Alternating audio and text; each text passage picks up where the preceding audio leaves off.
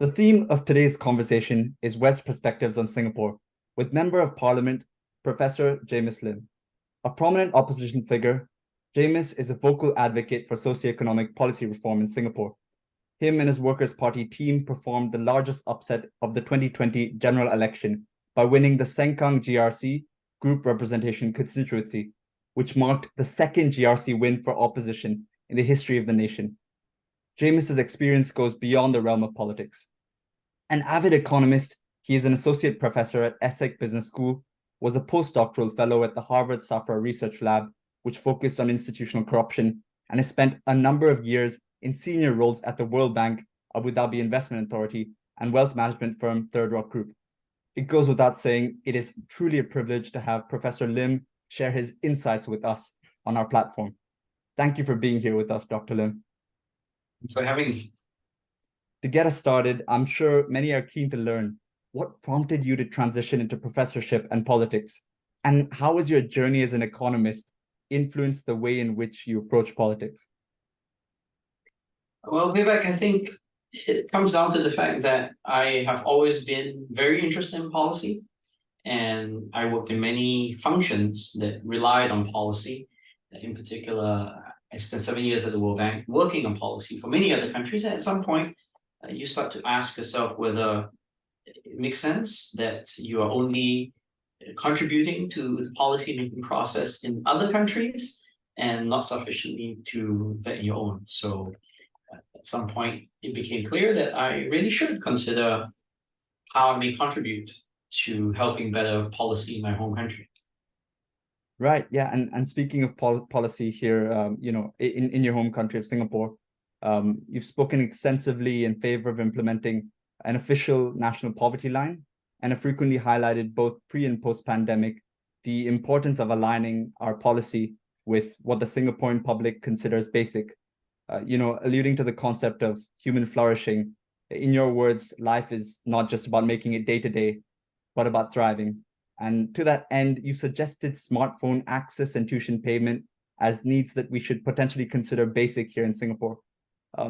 Just want to take the other perspective on this, that some may contend a more inclusive definition of national poverty parameters are slippery slope, in that they invite further demands to raise the proposed threshold. And given that government schemes would be potentially pegged at this poverty threshold, that would make them vulnerable to exploitation. I guess I'd like to know from your perspective, how would you respond to these concerns of potential exploitation of these government schemes? Well, Vivek, you actually raised a few points. One, which is about the possibility of exploitation. I think if you work with those that are relatively low income, and if you know them, if you have had engaged conversations with them, you will find that many people have very little interest in trying to exploit the system. In fact, many would even shy away from looking for lack of a better word, government handouts, unless they find that they are really down and out, and they tell you that. So I think that any kind of social safety net that is designed to make it extremely hard to gain, so that you filter out one or two potential freeloaders, but yet makes it extremely difficult for the remaining 8 very deserving individuals that will only possibly tap on this social safety net once in their lives, perhaps. I think that is symptomatic of overcompensating in the wrong direction. But more generally, I think it's useful to stress that,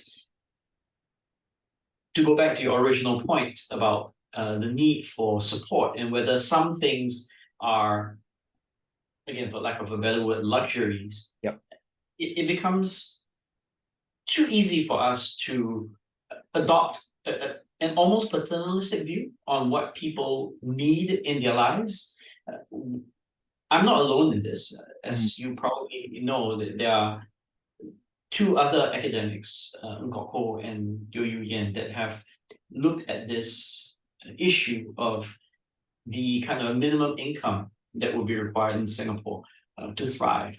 And speaking with a panel, many panels, focus groups of individuals, they have found that, in fact, some of these things that that someone who's paternalistic may say it's a little bit of a luxury, will realize that for many, many people, these are regarded as absolutely reasonable things to have in their lives. And just as important, I think, sometimes if you look in the press reports, you will hear people talk about how some of this is things like a holiday or the purchase of perfume or jewelry. And these, of course, if you look at the broad categories, it seems like very much a luxury. But if you drill down and ask, and actually read the research, you'll find that the definition of jewelry could have been something like a $10 or $15 pair of earrings, or some deodorant that would possibly cost you $10 a can, which is absolutely, in my view, a reasonable expenditure of money. So again, I think that rather than adopt we know better because we are policymakers point of view, we should take seriously what people who are income constrained say is necessary for them to live lives that are meaningful, and to be able to participate as equal members of society.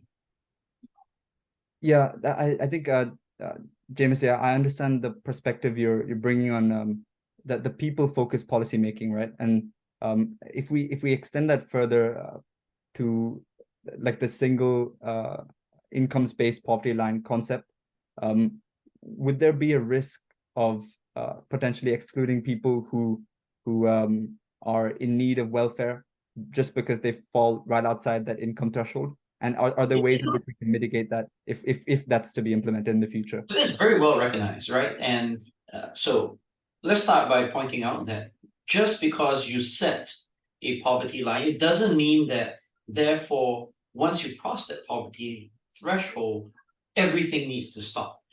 The poverty line is a benchmark. It's for you to understand where, if you were to fall under that threshold, things can be really, really exceedingly difficult, and you probably need a full package of assistance. But you can always adjust other kinds of support relative to that threshold, right? So let's say your poverty line is set at a certain level of income, $1,500 a month, for instance. And then you can say, well, for something like healthcare, maybe it needs to be set slightly higher or slightly lower at some multiplier of that threshold. So I think that firstly, there's no need for that poverty line to necessarily define every other any form of public assistance or the social safety net for every single public policy. And the second point, which is something that's well recognized, and you, as you alluded to, is the cliff effect.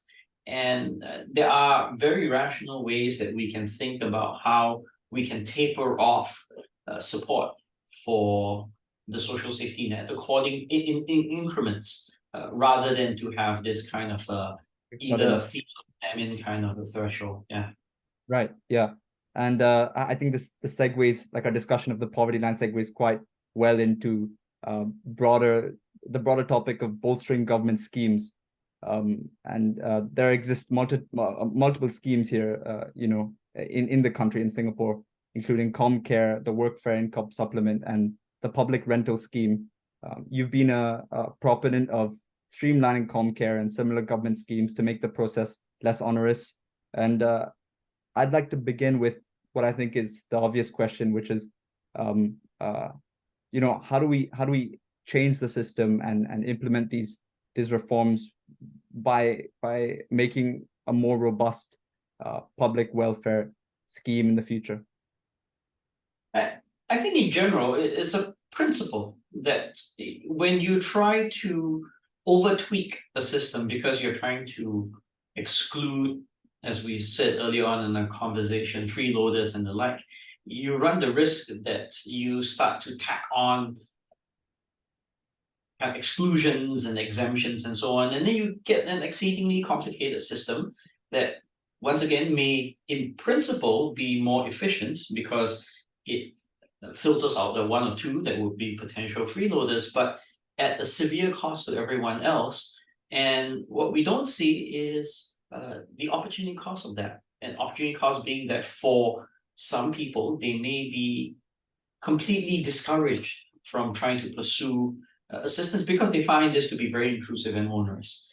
And Right. and I think that that is actually a unrealized cost that in terms of human welfare and human dignity that doesn't end up being calculated in the dollars and cents. And that's why in general, I feel that a philosophy for public policy is you want, of course, to set reasonable thresholds for whether someone qualifies for public assistance or not. But once you've set them, to try to keep public policy as simple and straightforward and transparent as possible, and rely on that transparency itself as a basis for avoiding the most egregious cases of abuse. Right. And on that point about transparency and simplicity of public policy, and also relating to what you were talking about previously with people-focused policymaking, I'll just share a bit about from my experiences during the pandemic. I briefly co-ran a Temasek-backed Tech for Good grocery platform where that was an opportunity to learn about the immense work that's being done by VWOs and grassroots organizations. And in the spirit of promoting a more efficient and I guess more transparent government scheme, is it more effective, do you think, for the state to concentrate its resources in grassroots organizations and VWOs on the ground rather than specifically in government schemes which are more, I guess, indirect in their support? I think they play complementary roles. And the reason I say this is because you do want, and this again is entirely in the spirit of what we said earlier on, to defer as much as possible to the individual households to make these kind of decisions. And when you have cash transfers, even if they're conditional cash transfers, but at least it's in a fungible form in cash to recipients, you allow them to make the household optimization decision their own. So there's both an ownership that comes from knowing that, and also a sense of agency that at least they're making, as powerless as they are already in terms of how income constrained they may be, they at least have some agency in making some critical decisions in their life, like what to spend a little bit that they have support for on. So that's the first point.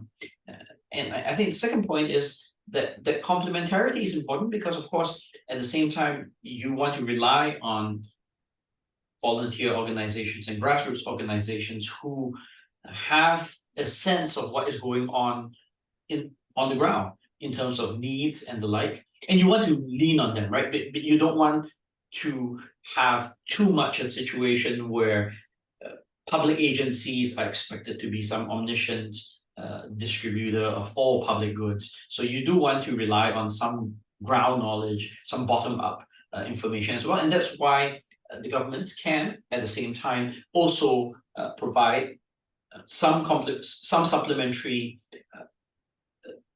grants and support, financial support for these other organizations that happen on the ground. And of course, one will hope, as Singapore develops as a society, that these organizations will also receive private charity as well.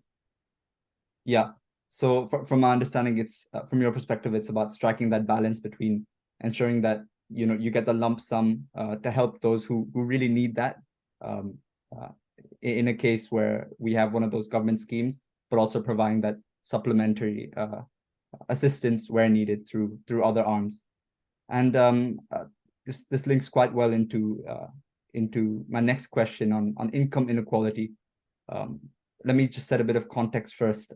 In a parliament speech in 2021, you previously highlighted that a quarter of the taxes in Singapore are regressive in nature, with Inland Revenue Authority figures putting GST, goods and services tax, at 21% of total tax revenue the same year.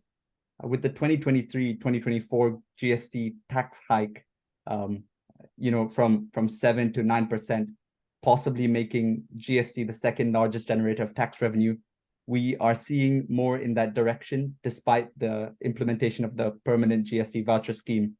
And on that comment, a Straits Times journalist by the name of Grace Ho quotes that lower and middle income households receive more in benefits than the taxes they pay.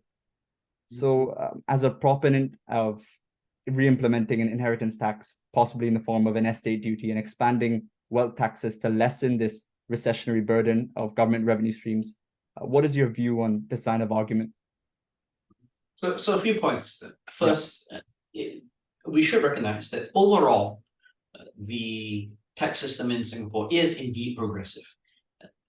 So we should be clear about the facts. It is overall progressive. The question in my mind isn't whether it's progressive, but it's whether it's progressive enough.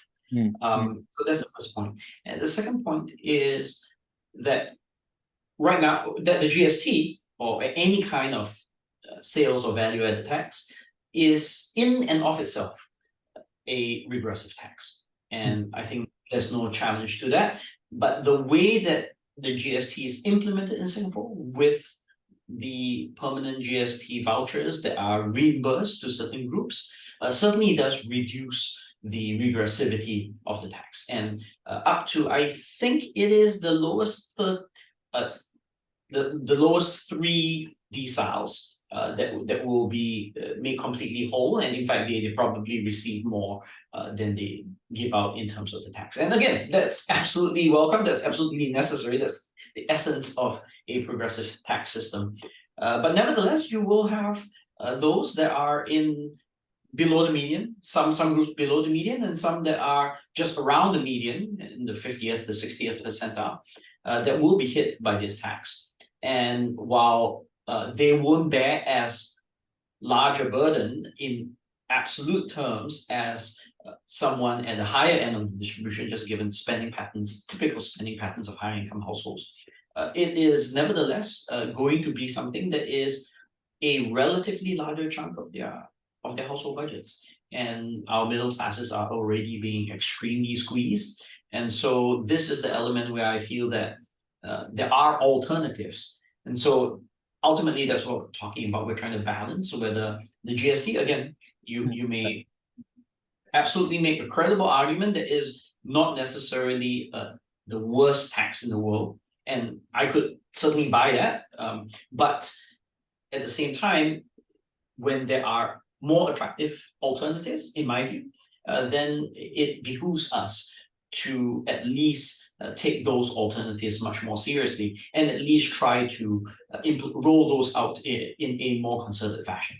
And it isn't just about wealth taxes or inheritance taxes, which I have spoken about. The problem with inheritance taxes, even though I have spoken about them before, is that they tend to be gamed, and in reality, they tend to end up being successfully gamed by the most wealthy households. So they, as a result, it doesn't end up raising that much revenue, and then to the extent that it does raise revenues, it ends up hitting households that may not be the target demographic. So when it comes to taxation, one possibility, which again is a complex but multifaceted but yet interesting possibility, is to think about how we can better target, introduce a capital gains tax, perhaps only on sufficiently large ticket capital gains, for instance,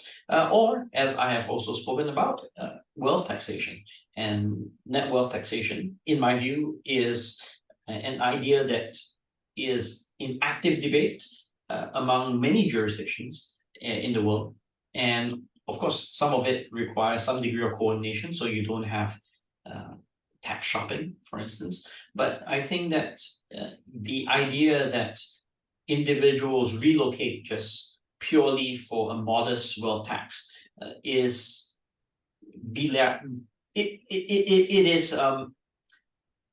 contradicted by the fact that we know that one of the jurisdictions with the oldest wealth tax system, which is Switzerland, remains one of the countries that many people aspire for citizenship to the extent that, in fact, Singapore itself likes, when it's convenient, to argue that we want to be a Switzerland or the Switzerland of the East.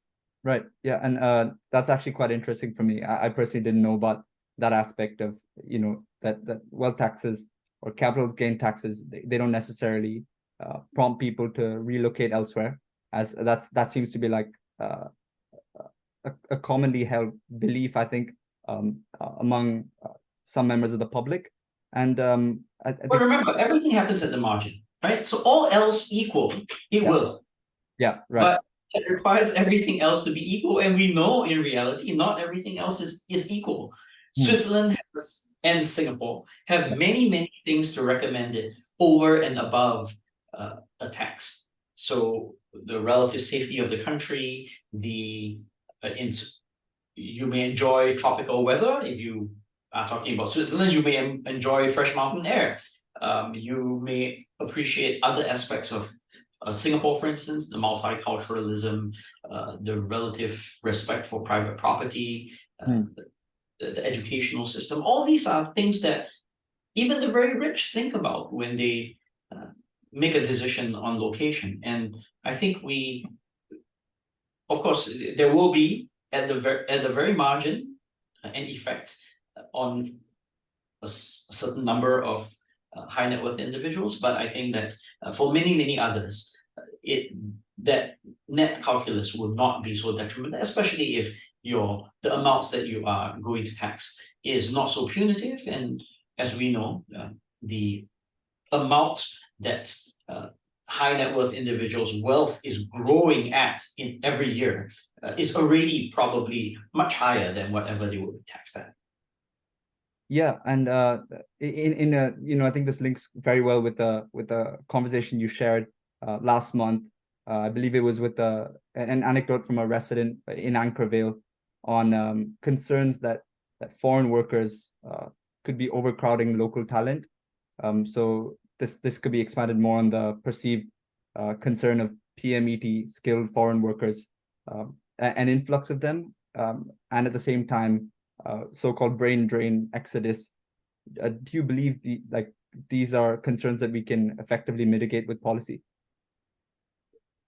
So again, all this ultimately matters at the margin, right? And we thankfully had a very nice little natural experiment, and that natural experiment didn't come in a pleasant form, and that was COVID. But because of COVID, we know that as there were certain policies that were enacted in the immediate aftermath that involved a certain number of foreign workers leaving the country, many of them high-skilled PMET level foreign workers. And we know that after these individuals left the country, we didn't suddenly have this huge vacuum in our economy. In fact, they were often filled with very capable and perhaps just as capable PMETs that were local. And if you speak to those that have been in that position and they observe that in banking and finance and IT, for instance, I think you'll see that, in fact, our local workers appear to be just as capable of doing these jobs. And so the question is, how do we make sure that policy does not end up inadvertently introducing loopholes? Now, to be fair, the government has recognized this as well, and they have introduced a framework. You're probably aware, Compass. And I think the system, of course, is new and it stands to be refined even further. But at least the spirit that is embedded in Compass is there, and which is that it is sound. And what Compass purports to do, which I think it certainly is a step forward, is to ensure that you don't have this imbalance in hiring practices and so on. Of course, there are always going to be instances where you have companies that take advantage of loopholes and the like. But insofar as being able to manage this process in general, I think Compass is an important step forward. Right, I understand that perspective there, Jamus, and relating to that aspect of ensuring the efficacy and the the trusted results that we get from policy. Some supporters of opposition or members of the public may view the current system where we have a one dominant party as monolithic, right? And we see certain members of establishment making dismissive remarks on opposition members and policy. And to what extent is the opposition able to act as a check and balance to the efficacy of policies that are proposed by the ruling party? Well, I won't go into details on politics, but all I'll say is I think that as an academic, when I am in a seminar room, we always welcome a rich set of alternative ideas that are put on the table.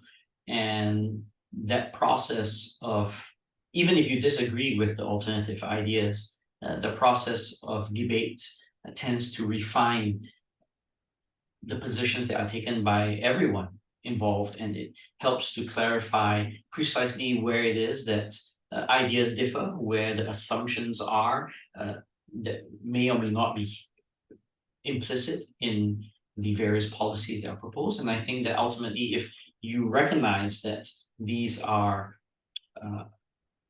that good policy making comes from a process of active critique and iteration toward an ultimate outcome, I think that you realize the value of having multiple voices.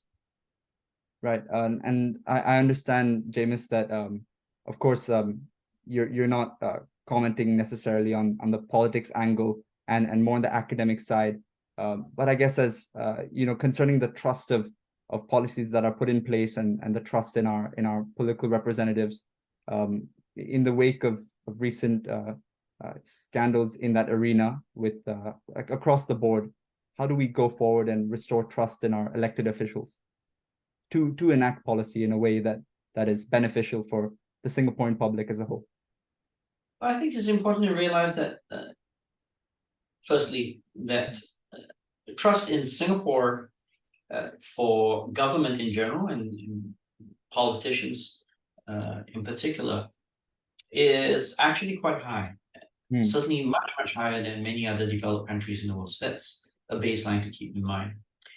The second point is that, of course, even politicians are human, and so they will have their own set of idiosyncrasies and foibles. I'm not here to judge. Yeah. What I would say is that we want, as much as possible, just as we disconnect individuals' personal lives and individual choices when we look at other realms, when we look at sportsmen, when we look at businessmen and the like, we just expect people to be professional about what they do. So in this case, I think as long as policymakers retain that deep sense of professionalism, as long as they're not corrupt, for instance, then elements, of course, scandals will play out the way that they play out in the public eye. But my point is that I deeply subscribe to the importance of focusing on the ability of policymakers, in this case, to execute on what they are professionally bound to do. And as long as they keep doing that, that will be the basis for which I would evaluate their performance. Right, and on the topic of the public eye, citing public order reasons, Minister for Law of Singapore, Mr. K. Shanmugam, defended the refusal to issue Speaker's Corner rally permits concerning humanitarian crisis in Gaza and the wider conflict. And as a Singaporean youth myself, when it comes to similar sensitive geopolitical issues or domestic policies such as the cost of living crisis or the treatment of migrant workers in Singapore, how do we create avenues for democratic participation for the youth and broadly the citizens of Singapore to express their voice? Well, there's a democratic process, there are elections, and there's a representative democracy, which means that you elect people that you expect to be your voice, and that there is a forum for such debates, and that forum is known as Parliament. So I would hope that many people, many Singaporeans, young, old, they exercise that the right to express themselves via the vote and via the ballot box. That's what democracy ultimately is about. Right. And I think that is a great place to wrap up. Jamus, and thank you so much for your invaluable perspectives and time here. Oh, thank you, Vivek. Thanks for having me.